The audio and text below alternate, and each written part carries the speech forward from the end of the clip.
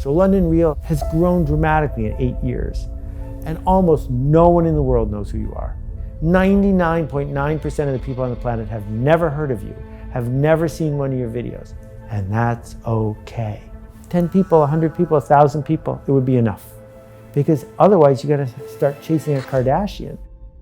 My definition of marketing doesn't match what some people's definition of marketing is. I define marketing as anything we do that changes the culture for the better.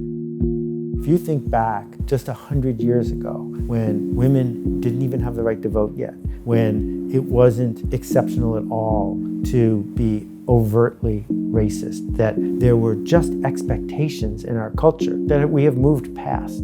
I think that each of us, if you've got a keyboard, has a chance to speak up in a certain way. Whatever it is you think is important begins with the word. It begins with, what are you going to say next that would transform them once they engage with it? Part of what we get stuck on is we say, oh no, something big is about to happen here. And so we have a problem. And it's coming at the very same time that people are looking deep inside themselves and saying, is this all there is? Clearly there's more than this. And the happiest people aren't the people who are spending all day on Facebook. They're not the people who are spending all day trying to get more followers. They're not the people who have the most money. So the thinking of advertising needs to be, who's in the emotional state, demographically, psychographically, emotionally ready to move, that I could put an ad in front of. I don't blog every day because I have a new blog ready. I blog every day because it's tomorrow.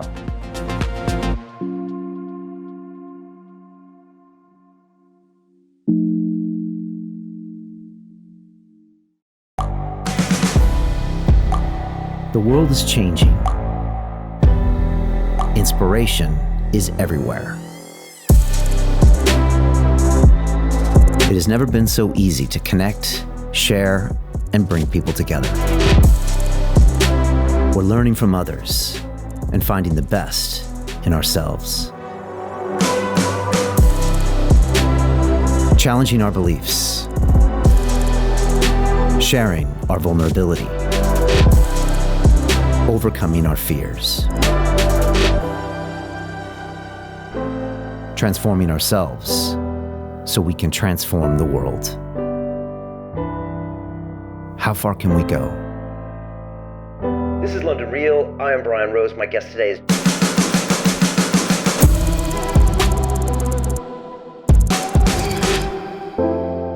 When it comes to marketing, it doesn't get much better than Seth Godin. In fact, he redefines what you think marketing is, and that's why I loved this incredible episode. Some of his works include Purple Cow, Linchpin, The Dip, where he goes through some really fascinating concepts about human beings. The Dip is all about when you first learn something, you get really good at it, and then you start to suck at it, and if you put in the work, then you become the master. Purple Cow is what it says. When you see something that's a purple cow, wow, that is incredible marketing. And we went on and on and on. Seth blogs every day. He says that's more important than training, meditation, any other kind of practice. And he also has a lot to say about what he calls the industrial education complex, that all of us went to school to learn to be a worker bee.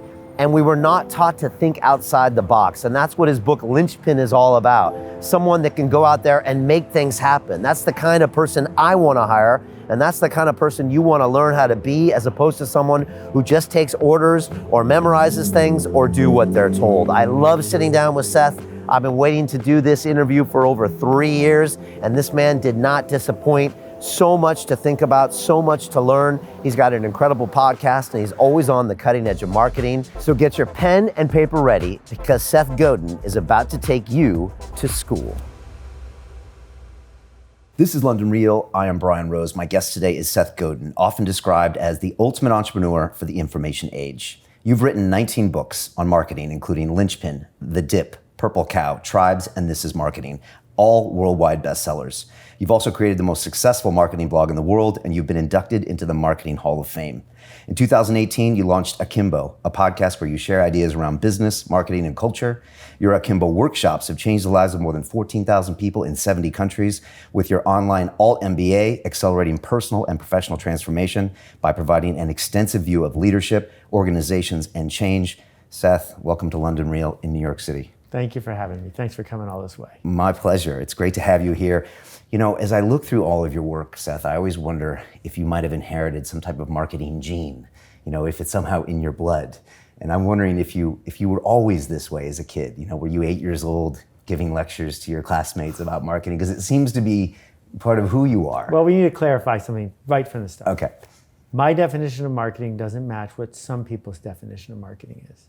I do not define marketing as hype, advertising, promotion, scamming, selfish, narcissistic, short-term thinking, which is what a lot of people think of when they do marketing or when they are a marketer.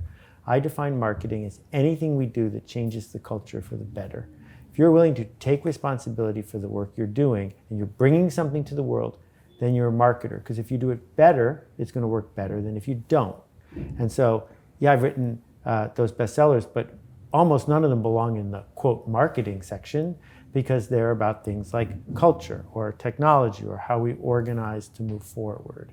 So have I been a marketer my whole life? I think everyone has, but I think that I've been more intentional about it from a really young age.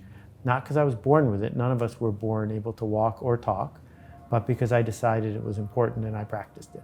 Okay. Were you always looking for ways to make yourself better or make the world better when you were a kid, or did that come later, you know, through university and after that, when you started starting your own businesses and started writing? Yeah, I was really lucky with where I grew up and how I grew up. I won the birthday lottery, and certainly with the privilege that comes from being born in 1960 and where I was born, but also my parents. My dad was the volunteer head of the United Way. My mom was the first woman on the board of the art museum in town. So Buffalo, New York is a little tiny place. Not that big a community of people who are leading. And so my parents certainly weren't wealthy, but we grew up acting like we were leaders in the community. And so there were always people traipsing through my house. And I grew up thinking it was normal to decide to contribute in some way, through example, through direct contribution, whatever it was. That was normalized in my house. And part of the work I'm trying to do in the culture is, now that we are not just in our house but online, the more we see that, the more we learn that what's expected of you is that you will be part of something and make that thing better, the more likely people will act that way. I always watch, the stories of the Kennedys, and it feels like they all knew they had to contribute. I mean, you can, love or hate their politics, but it felt like on that compound, they were always looking at everyone like, what are you going to do for the world? But that is a cultural thing, because not everyone grew up with that expectation. That's right. And it's still a choice, because some people who grew up with that expectation go in the opposite direction. But I think this idea of what we normalize in our culture is so important.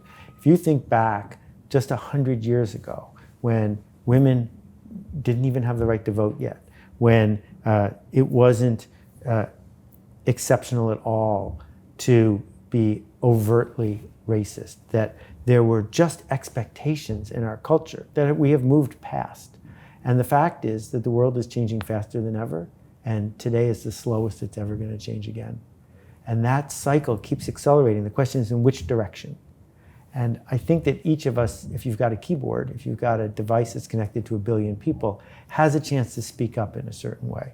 So I've blogged every day for a lot of days in a row, because it's a privilege. I don't get paid for it. I don't run ads on the blog. But the idea that you can share an idea and say, what do you think of this? Or I assert that, and see how that contributes to the next thing, why wouldn't you? You told me that blogging every day is probably better than meditating every day, cold showers, working out. You said that's probably one of the best things you can do as a personal practice. Anybody. I think that's true. I think everyone should blog every day, even if you do it under another name. Like, I get that some people don't want to reveal their own self in this way. So great, do it under a pseudonym. Well, it depends. I mean, we live in a world where people can show up uninvited in your email box. You don't have to welcome them into your email box. That's fine. But the act, I don't blog every day because I have a new blog ready. I blog every day because it's tomorrow. And that idea that there's going to be something from me tomorrow on the blog challenges me today to think about what's the smartest, biggest, most generous contribution I can make tomorrow. And that pattern continues. And part of what we get stuck on is we say, I don't feel like doing X, Y, or Z, so I don't do it. But the opposite is the way that habits are created. If you do something every day, then you will come to feel like doing it. So don't wait until you feel inspired or creative. That never works. I've never seen that works. From anybody, right? It's all about discipline. Yeah. And what about people that say they have writer's block when they go to do that block? Yeah, I'm notorious for saying there's absolutely no such thing as writer's block. I mean, there's plenty of evidence to show that it was invented in the 1900s, that before then, there wasn't even a term.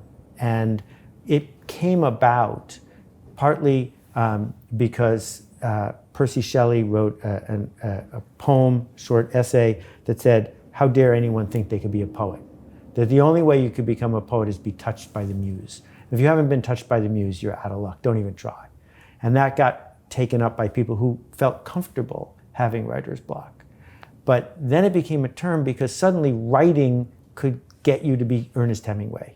And you stare into the sunshine of that, and you blink, you walk away. I'm just not in the mood, I don't have anything to say. But when I talk to people who say I don't have anything to say, when I talk to people who say they have writer's block, I say, show me your bad writing. Show me the stuff you've written that's no good. They don't have any. Right. I said, if you show me enough bad writing, I guarantee you some good writing will slip through. You can't help it. It will slip through. My friend Isaac Asimov wrote 400 books, published them in the old days when it was hard to publish that many books. And I said to him, how do you do this? And he said, every morning I get up and I go to the typewriter, and from 6:30 to noon I type. And it doesn't matter what I type. I just have to keep typing. And what happened was his brain realized he was going to type anyway. You might as well type something good. I've been told that writer's block is when you put too much emphasis on what you're about to create, as if it matters more than it does, and that stops you from doing it because you're worried about the judgment or how it's going to be, and you should just stop that and just write.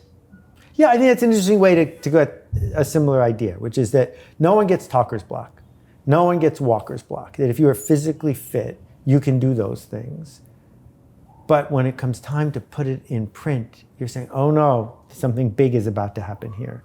And I guess what we're both saying is this discipline of going through the work of doing it. And when I say writing, I don't mean writing. I mean leading, connecting, inspiring. Whatever it is you think is important begins with the word. It begins with, what are you going to say next? How are you going to bring this digital idea, even if you're speaking it, it's still digital, it's letters, to the next person so that it makes a difference to them.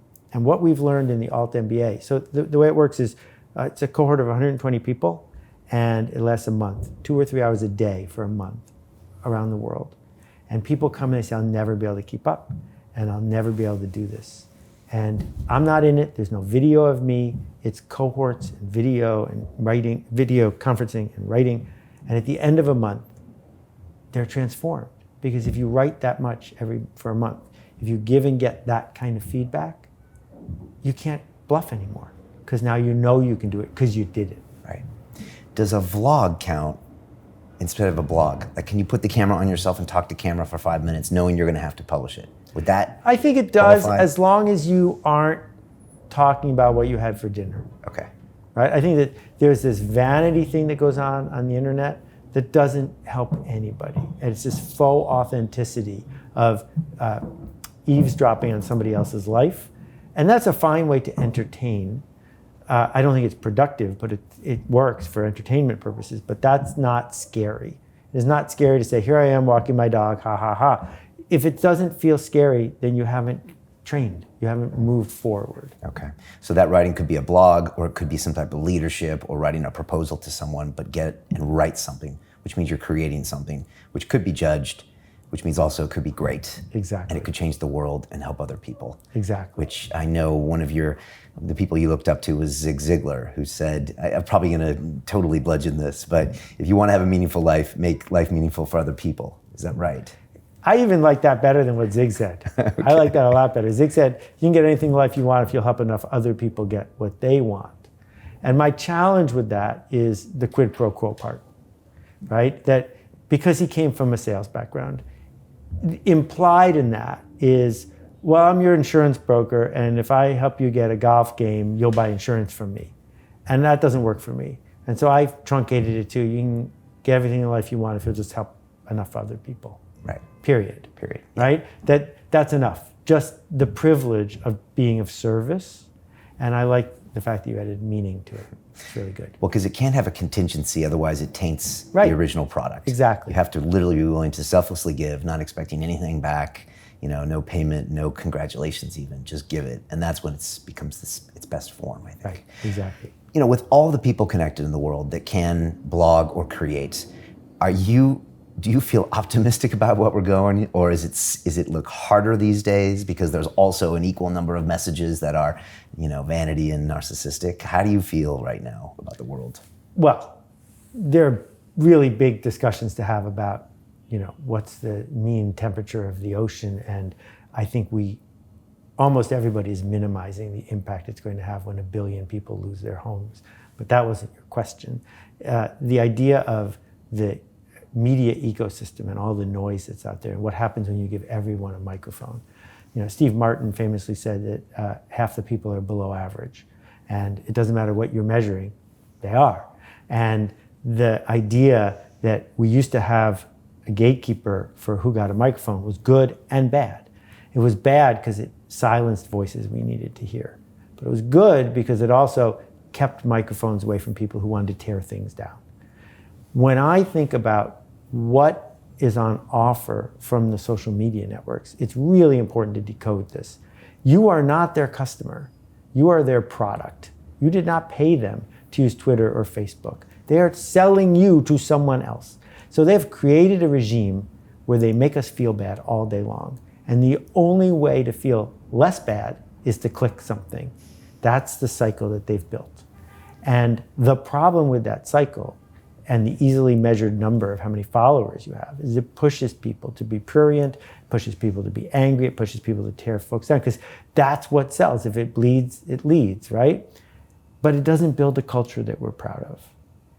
And the alternative is to say, I don't care how many people are following me, and I'm never going to hit the boost button, because my job is not to make Facebook happy, nor is it to make Twitter happy. My job is to create a body of work that I'm proud of.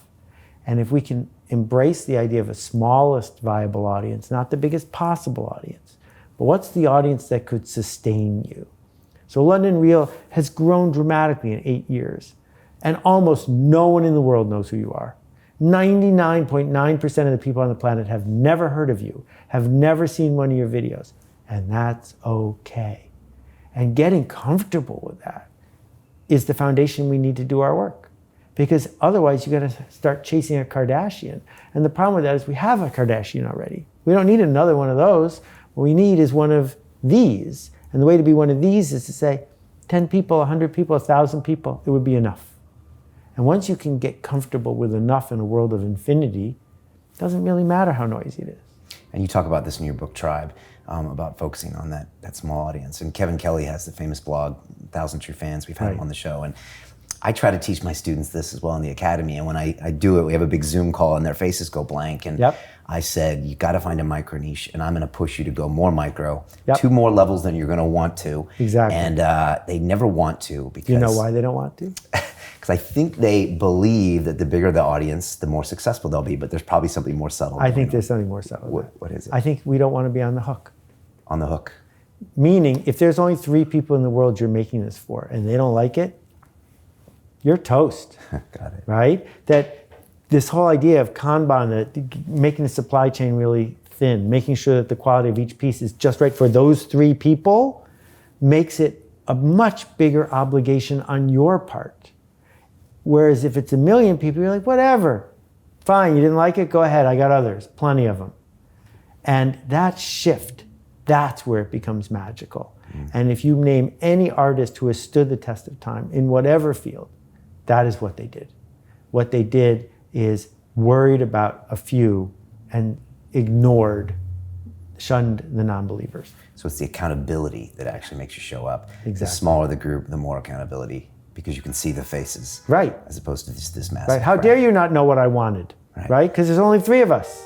Right. So you have to force yourself to be in front of your ultimate clients, users, people. Exactly. And stare at them and look So at them. 6 years ago, I took the decision, not to try to get any new readers for my blog, not to try to get any new readers for my books.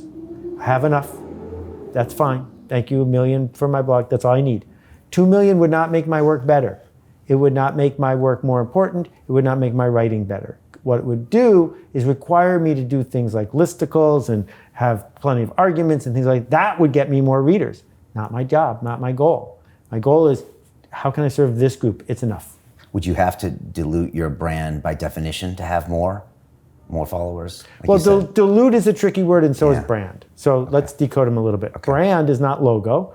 Brand is the expectation that people have when you walk into the room or when they buy your product. If Nike had a hotel, I think we could guess what it would be like. If Hyatt had a brand of sneakers, we'd have no idea what they would be like. Hyatt doesn't have a brand. They just have a logo. Whereas Nike, they have a brand. Now, diluting it, Nike is known by everyone on the planet because they didn't have to dilute it to be what they are, which is this sort of golden aura of effort, right? Whereas I'm a lot more particular and peculiar than that.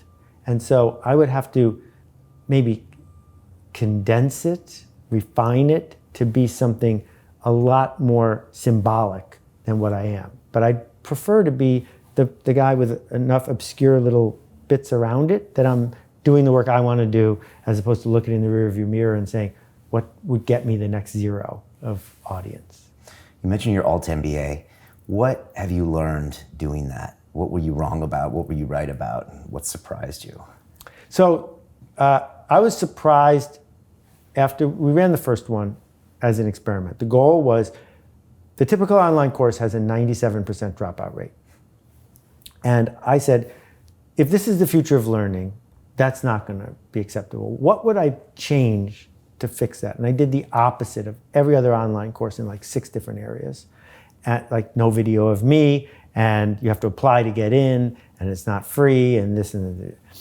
And we have a 97% completion rate and a 3% dropout rate, which is really great.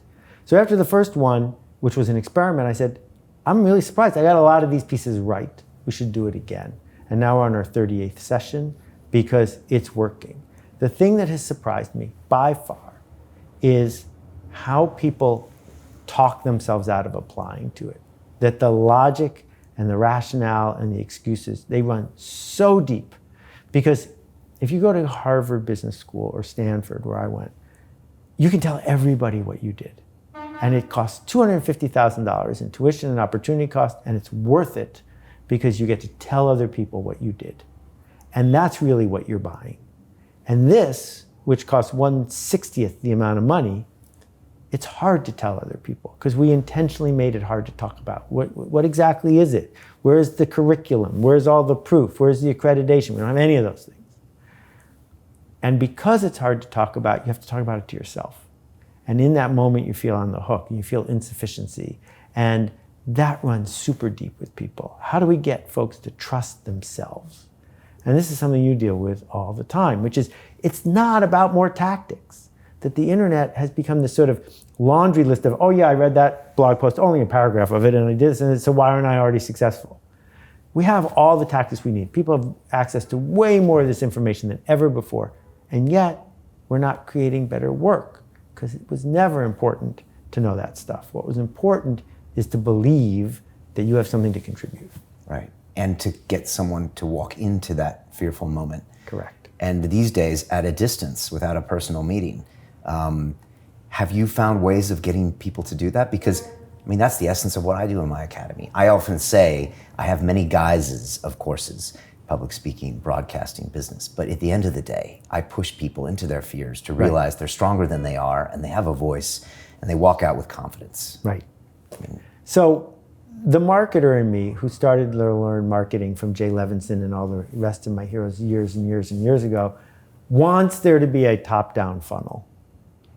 And in fact, there isn't. That the stuff I wrote about 10 books ago is the answer, which is the only way we're going to get more students is if our students get us more students. That it's the peer-to-peer connection in a low-trust world that leads culture to change. You don't change culture with the Super Bowl. Whether it's a Super Bowl ad or a Super Bowl halftime show, it has no impact whatsoever. But if one person in your neighborhood is driving a Tesla, the chances that their next door neighbor are going to think about driving a Tesla go up by a factor of 100, peer to peer. So all we do, and we have a tiny team, 7 or 8 people plus 100 coaches around the world, all we do is say, this group of 120 people, how much can we help them? How can we transform them? Because if we do, they will tell the others. It's this slow, organic thing that is way more frustrating than raising $100 million and blowing it on Super Bowl ads. But it's actually how you change the culture. Make a great product, deliver wow, and then wait for them to tell other people. And they will only tell other people if it helps them. They will not tell other people because it helps you. And that's a really big transformation. So the fax machine. The first person who had a fax, what did they do with it? Because you can't send a fax to yourself because you'll get a busy signal. What you have to do is tell everyone you know to go get a fax machine because then your life will be better. You don't do it to help Rico or Canon. You do it because your life is better if other people you work with have a fax or an email account or whatever it is. Well, the same thing is true with these kinds of transformations, which is if I want to be able to talk to you the way I learned to talk, I need you to go do it too, because otherwise you won't get where I'm going. So it's that selfish ratchet that's also generous because I want to help my friend. That's why people talk about it. And so sometimes people who make a product that they think of as perfect, right? Like, if someone makes a coffee mug that's better designed than any other coffee mug, that has 6 Sigma quality, they say, why doesn't anyone talk about it? Well, the reason they're not talking about it is it doesn't help them to talk about your damn coffee mug, right? And if there was a reason that I needed to talk about your coffee mug because it would help my status, authority, or life, I'd be more likely to do it.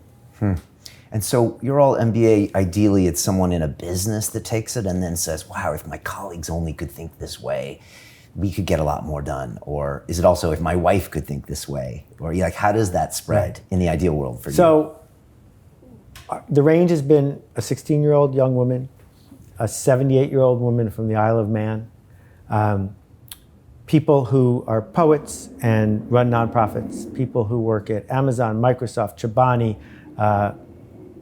name your favorite computer company or big company, and everything in between. So we called it the Alt MBA because I had a good 6-letter domain hanging around and I used it.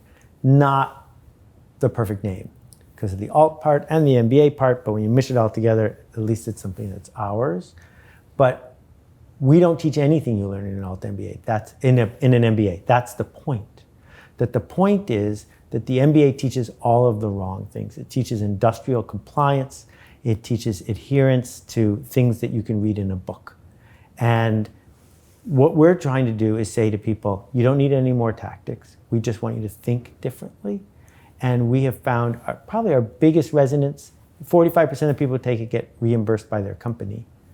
But the people who go through it write to us, they're better parents, they're better spouses, they're better executives, they got promoted, whatever it is that was on their agenda. And a lot of them changed their agenda. They thought, I wanted to move up in this hierarchy, but I realized that's a trap, and I'm going to do this thing instead. So it's really disruptive at changing your perception of what you even want. And so I'm not going to pigeonhole it by demographics. We're really focused on psychographics. What almost everyone who takes it has in common is they say to themselves, there has to be more to it than this, whatever it is. There has to be more to life, more to work, more to my job, more to my company than what I have right now. If that's what you feel inside, this is for you. If you don't feel that way, I can't help you. But a lot of people are feeling that way. I think so. And maybe that comes from the industrial education complex and the television education industrial complex, which I want to talk about. You went to Stanford for an MBA. Right. What did you get from that? What did you not get from that? So because you road tested one of the best. Yeah, I was the second or third youngest person in my class. And the third day that I got there, I was really underwater. Not because I couldn't do the work, but because my peers weren't hesitant to remind me that I hadn't worked in an investment bank. I hadn't worked at a commercial bank. I hadn't paid the price they had paid. And in order to make themselves feel like that price was worth it, they were making me feel insufficient. And a guy named Chip Conley, who was my age, put I've had him on the show. a little note in my mailbox. Okay. And he did it to 3 other people. And he said, Tuesdays at 7 p.m., we're going to meet in the anthropology department. Would you like to join our little group? And there were 5 of us. We met there every single Tuesday for the first year.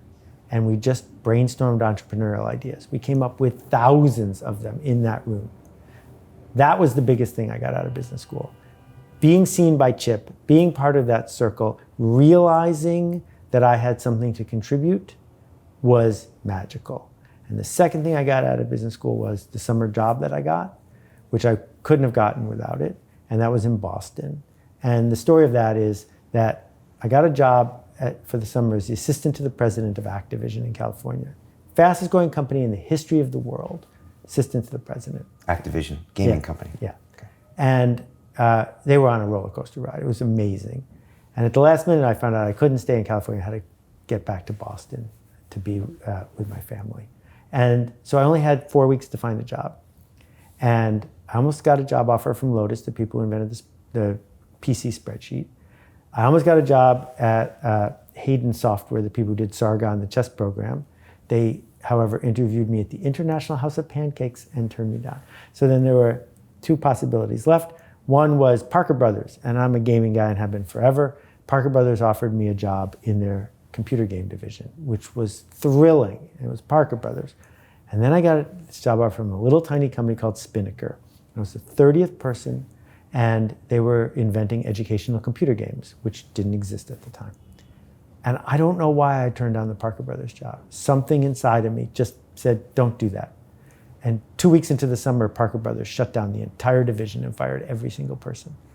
So dodged that bullet. And I get to Spinnaker, and it turns out the chairman who had hired me forgot to tell anyone else in the company that I was coming. So the president comes out, shakes my hand, goes back into his office, shuts the door, and calls this chairman and says, who's that guy? So off to a rough start. But during that summer, I learned how to be a product manager. And at the end of the summer, they took me aside and they said, we have a secret project, but it's going to start right now. Are you willing to go to business school and this at the same time? So I went to class at Stanford on Monday and Tuesday, flew on the red eye, went to work in Boston for Wednesday and Thursday, and then flew back to California. And finally, one of the professors at Stanford took pity on me and just gave me a degree, and I never went back again, which was super nice. But that job changed everything for me. And I think of it almost every day. What did you learn doing that? I learned mostly that there wasn't anyone who was going to teach me to be a marketer or a brand manager or a negotiator or someone who was going to deal with leading a team of engineers. I ended up having 40 people working for me, even though none of them were direct reports. I worked with Isaac Asimov and Arthur C. Clarke and Michael Crichton, who like Michael, I just called and did a deal with him.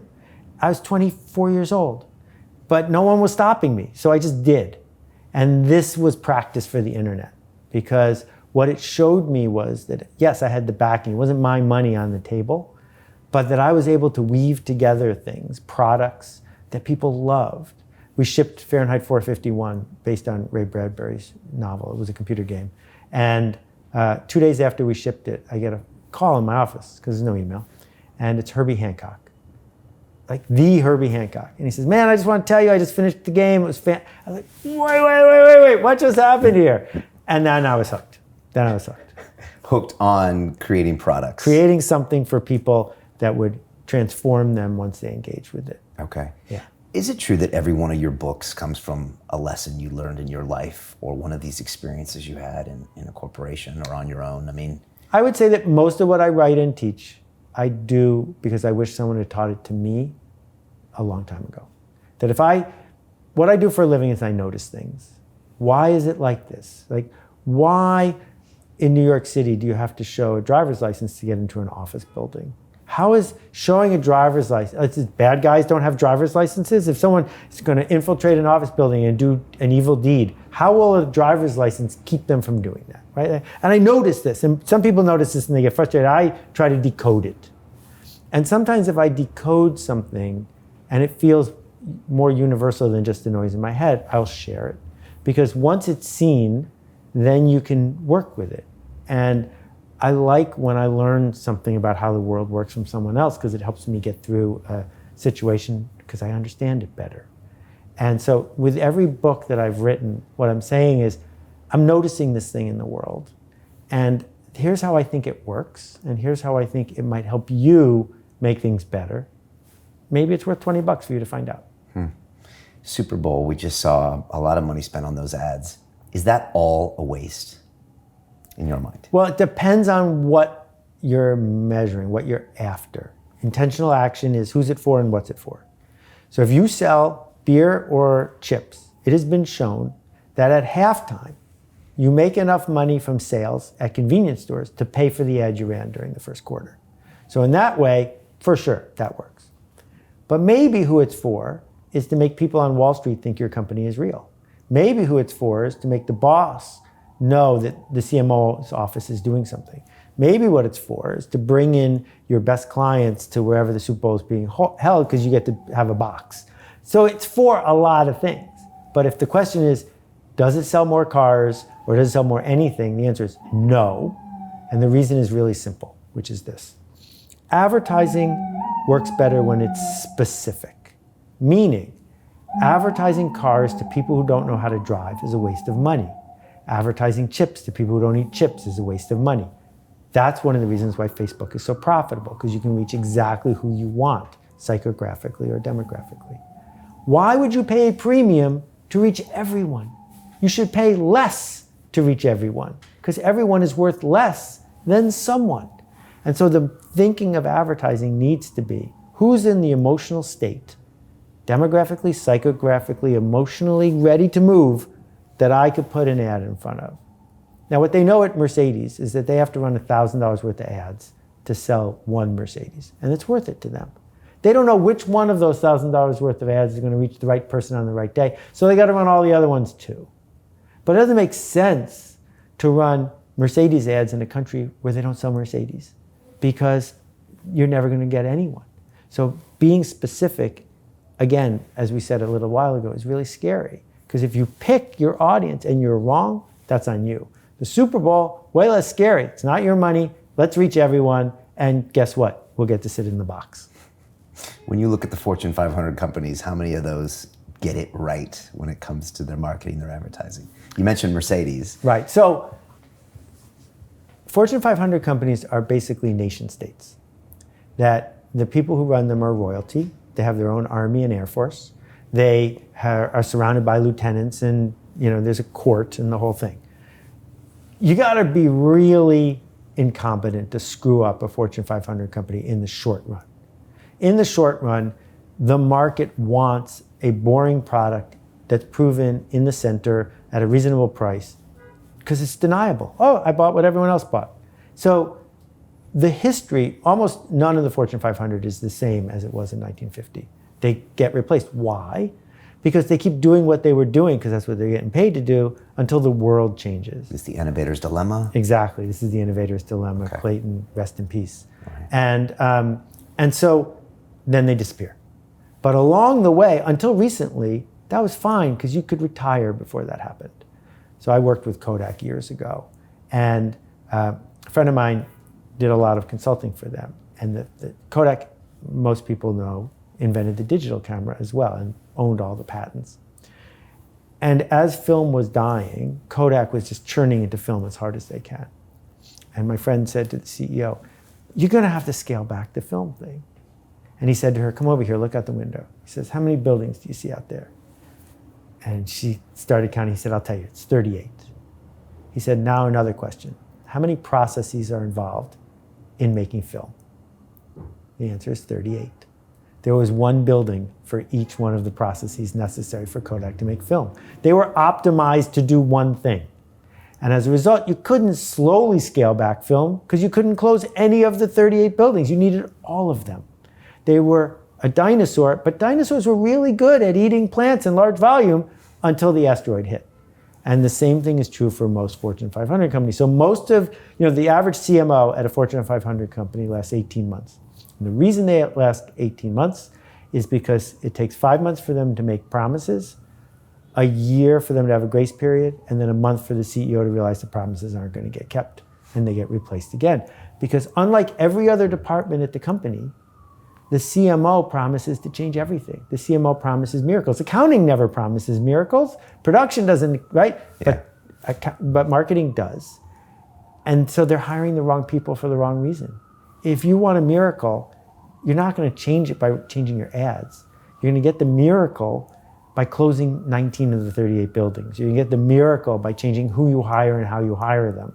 Those are marketing acts. You just don't call them marketing.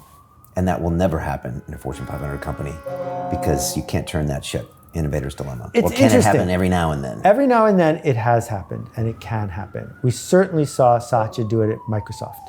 It's happened at Microsoft a couple of times. Apple did it right up to the edge of bankruptcy once, right? That Nintendo wasn't a Fortune 500 company, but they made playing cards, and then they didn't. So it can be done, but the thing is, humans shouldn't care that much about the name on the door. We need to care about the people. And so if the place you're at isn't working anymore, just leave and go to a place that is working, because there's nothing keeping you there. The momentum, the sunk costs should be ignored. And you should say, I'm only going to get tomorrow one time. If I have tomorrow to do over again, how will I do it? You mentioned intentional action. Right. It's something you talk to people a lot, that it's the actions that matter, not the thoughts and not the dreams. Can you explain that to people? Well, we're scared of intent, because if you announce your intent, even to yourself, it makes it way more likely you're going to fail, right? So we go into the store and someone says, can I help you? You say, I'm just looking. I'm just looking is a statement of no intent. And that's the way many people have been trained to go through life, because the system wants you to have no intent. It wants you to do your job, get paid, buy stuff, put it in a storage unit, watch TV, repeat. No intent.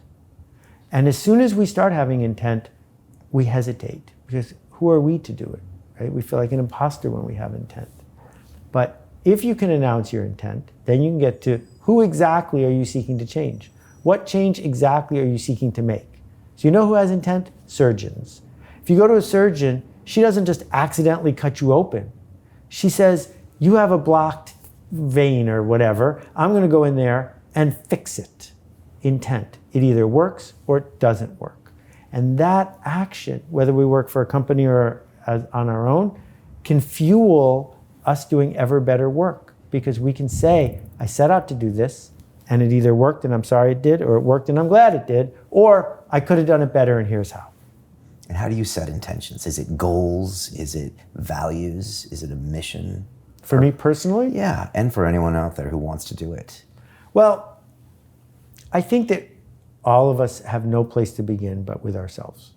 What turns us on? What gives us a smile? What would make our late parents happy? What would happen to our status with our neighbors and our role in the community if X, Y, or Z happened? So we always begin there. Even the most selfless person on earth. You know, you're diving into a shark-infested waters to save someone's life.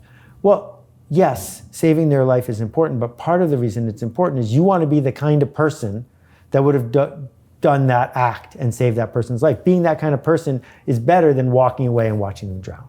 So that's where we begin, which is getting clear in our head about what are the shifts we seek to make to become the person we want to be. And then there's a series of choices we have to make, but I think they're easier if we have habits. Habits get us results. Goals are results. But you can't, having the goal of I'm going to make a #1 bestseller, that didn't tell me anything. Right. Whereas having the goal of I'm going to write every single day and I'm going to learn this and this, and maybe the byproduct is that there's a bestseller at the end, those are different things. So I'm way more focused on habits than I am on specific goals that are out of your control.